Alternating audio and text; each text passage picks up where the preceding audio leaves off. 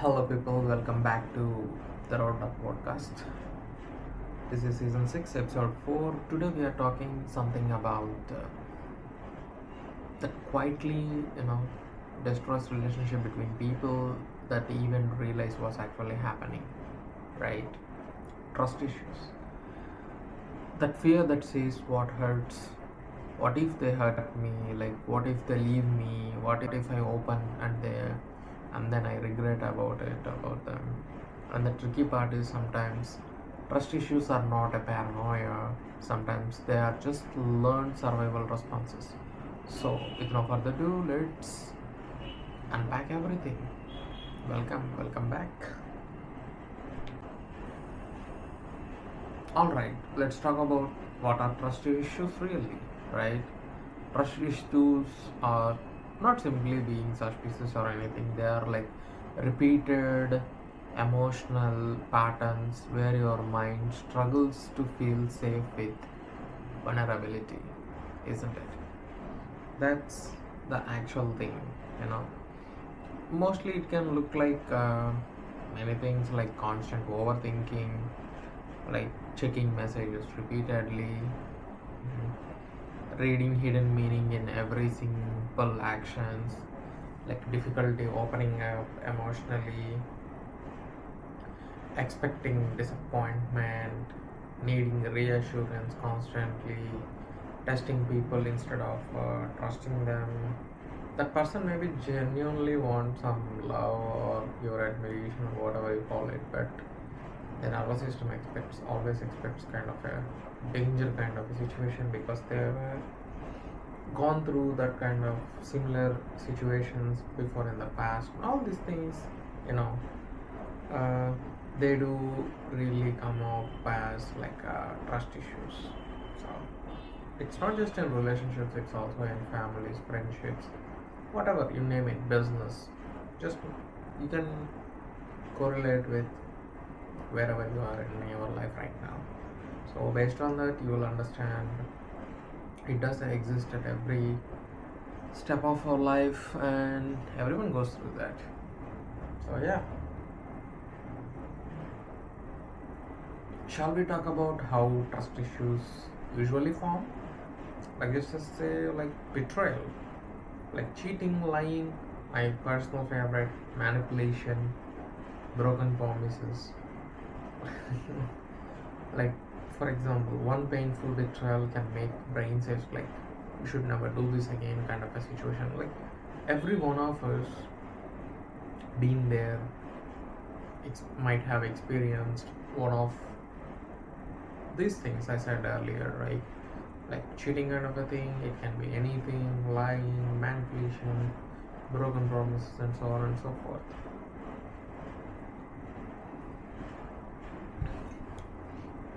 These days is pretty common as well, so unfortunately it is what it is. And secondly, childhood environment. If affection was inconsistent, if caregivers were unpredictable, if love felt conditional, then your brain have already learned like safety is kind of uncertain, so we cannot trust. So on, so on. So most of the people they don't even trust their own family members in many circumstances based on their experiences and so on, which is also alarmingly high these days as well. That's yeah. So we'll move on to the next one. Abandonment. People living emotionally or physically can create kind of a deep fear. Even stable relationships can trigger what if like this ends, right?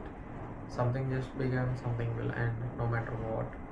And these kind of a question mark things in your mind can create fear, which can naturally trigger all these things. And then repeated disappointment, like not one major betrayal, just smaller disappointments over time, right?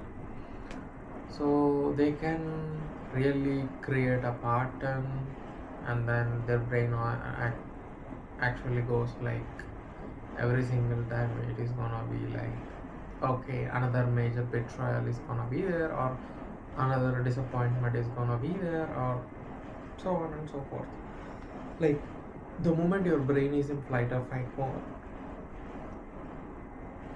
it's always gonna be, your decisions gonna come from fear, not from clarity, which means your sympathetic nervous system kicked in already, so you can't do much. So until the parasympathetic takes over, and it we cannot actually manually turn it on or turn it off, so it's gonna happen, unfortunately. So yeah, so anyways, let's move on to self-trust damage. This one is pretty much overlooked. Like, sometimes trust issues aren't even about others, they come from not trusting our own judgment. Like, for example, you are having a conversation with any of your friend, and they are continuously talking something, and you don't feel that it's a great conversation or great things at all, or good things. All you see is like something is wrong, something is wrong, something is wrong, and you don't even trust your own intuition. Then Allah, here we are. So, shall we move on and talk about how trust issues damage relationships? Usually, trust issues most often create the exact same thing people fear, like the fear factor. I'll give you examples, right? Pushing away healthy partners because of fear of, like, in the past they had some unhealthy partners or in relationships and so on and so forth. So their brain just think like, this is also unhealthy. Starting arguments unnecessarily, emotional withdrawal, constant validation seeking, becoming controlling, like becoming hyper vigilance. Fear creates kind of a behavior creates tension creates basically distance. This is what actually happening in modern days as well, pretty much. If you observe it properly, fear takes over for almost everything so far, whether you like it or not.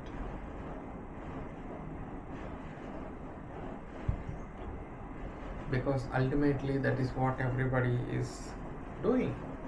Once the fear gets created or generated, that fear-based pattern is gonna be a very different, and the decisions or your intuition and everything that comes through that is gonna be also a pretty different thing, right? Yeah, mostly it leads to bad things actually. So yeah, there you go. Let's move on to how to fix these trust issues. Number one, you have to identify the source. Ask yourself, like, is this situation or person or whatever it might be really unsafe, or this is just my past speaking, or what is it? You have to sit with yourself and really think through about that. Number two, separate facts from fear. They didn't reply quickly, or they must be losing interest. They might be even busy also, we don't know. So until you have the facts checked, do not rush into a fear factor, because the moment the fear factor takes over, fear takes over, that's it, your judgment collapse. It's the truth. Rebuild self-trust, right? Trust yourself to handle outcomes, because confidence reduces fear naturally. Okay, that is the reason why most people even try to fake confidence, because at least they can control their own emotion. Sometimes it does help, and it should. If you're trying to do something good, or if you're trying to overcome your own fears, then yeah, sure. Number four, communicate honestly. Instead of accusing, or instead of beating around the bush, You can just have like a healthy vulnerable conversation. In long run it will build connections to your partner, relationships, whatever, friendships, whatever it may be. And yeah, that's the key. And that's very hard to do it in real life. I do get your point, but it's better to be vulnerable sometimes, so that can create more trust. Number 5, watch consistency, not the fake promises, because trust is built through repeated behavior, not just like some fake promises. Because we have heard all these things in our friendships, relationships, family relationships, relatives, so on and so forth. They will tell so much nonsense, but their repeated behavior tells something else. So keep and watch on that. Number 6, this is the most important thing. You need to keep an eye on it. After following all this, you still did not come to any sort of conclusion, or you still not able to push through that, then definitely I will suggest you to get a professional help if the patterns are really really deep. Sometimes the trust issues comes from trauma, not just from simple insecurity. Alright, this is very serious, guys. I know most of my audience are male, percentage is very high. Females are also there, which I would like to thank both of them, and other genders also. But my point is, especially for guys, they are very bad at communication. Very bad. Like if they have something like trust issues with whatever and so on and so forth, they don't share with anyone, because the society in general made the stigma that if you talk about your feelings, you're weak. And in such situations, or something like if you are in that environment, I highly suggest you, rather sharing with any other person or your friends, seek professional help. You might lose some money, sure, but it will definitely help you to regain yourself from that. And I think that is very important out of all, and very much practical help that's needs. But you need to keep an eye that you need to get a good doctor for that. You know, a psychologist or a therapist might help you, but you need to check their reputation and also how well they are doing. Otherwise you would end up going to different therapists or different psychologists or whatever, and then you might feel like you got betrayed by those doctors again. So in order to eradicate that, I highly suggest you to do your research and then definitely go ahead with that. All right. And the last one, okay, the very important thing is balance. Not every, trust concern is irrational, but sometimes intuition really notices our real patterns. The goal is actually not to blindly trust everything. The goal is to have like healthy discernment, right? Because trust is very risky, guys, very risky these days. To be honest, you cannot trust your own people. Yeah, that's the world we are living in.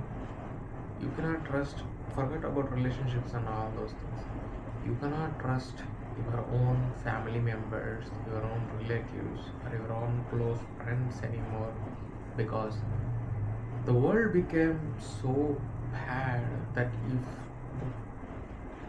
the closest people in your circle, if they know that you are growing in life, instead of appreciating or having a positive look towards that, that they are the people actively pulling you down. So which tells us one thing, that even our closest people are not really our closest people. So I know it's really really hard to trust anyone in that matter. So if you're someone like that, then definitely, if you trust universe, God, nature or anything, then definitely trust that, and trust yourself more than trusting any other person on this planet. That's what I can tell. I know you sometimes it sounds like that, but in reality that's what we are seeing every single day in clinics, hospitals, because the trauma is actually coming from the loved ones, not from the strangers. The percentage of the trauma that coming from the outside people are very less than the coming from our own people. So be careful while sharing good news, good things, and so on and so forth, because trust is the riskiest thing. Like, you can lose money, you can get money again after some time. You can go broke and you can rebuild yourself after some time, and you can achieve your goals, or you can come back. But if you trust a wrong person and then that person betrays you, that's gonna take a lot of time to come out of. I guarantee that. I know many of the people are going through, especially men out there. Be careful. Women too, be careful out there. Do not trust anyone blindly these days, especially with the social media and everything. This is the most messed up, guys. People are trusting influencers and all these people. I don't know how you are doing it, but be careful. That's all I can tell. Yeah, I'm not against anyone or anything. All I'm saying is just use your brain, use your senses, use your intuition, and make a judgmental call rather than just believing everything that they are saying. I'll give an example why I'm saying that, because, for example, I have this iPad, right? I have this iPad from 2020, right? This is the second generation iPad. Second generation iPad Pro, okay? My example here is very simple. If you open social media and then type iPad Pro second generation blah blah blah, guess what is gonna show up? In 2026, is it really worth it? In 2026, is it really useful? Blah blah blah. You will have tons of suggestions and so on and so forth, right? But this is the real question. I am not telling this is either bad or good. All I am trying to say is, whether it's 2020 or 2026, it doesn't matter. The thing that matters is whether you are really able to use it for your own purpose. That is the most important point here. Because rather than someone saying something because they have trusted it or they have tested it or so on and so forth, you don't need to. You can watch it, you can see it, and you will look at it, sure, but you don't need to entirely believe whatever they say, because the usage of this gadget depends on how you are going to use it, right? I'm gonna use it in a different way, you're gonna use it in a different way, every other person is gonna use it in a different way. Then how are you going to trust whatever the other person is gonna say, like, okay, this is great, this is not great, this is good, this is not good? You cannot. But what you can gain from that particular thing is, they will give their insight, their opinion, like what I am doing in my podcast. I'm giving my insight, my opinions, my suggestions, and you are the ones ultimately need to take decisions based upon you, not me.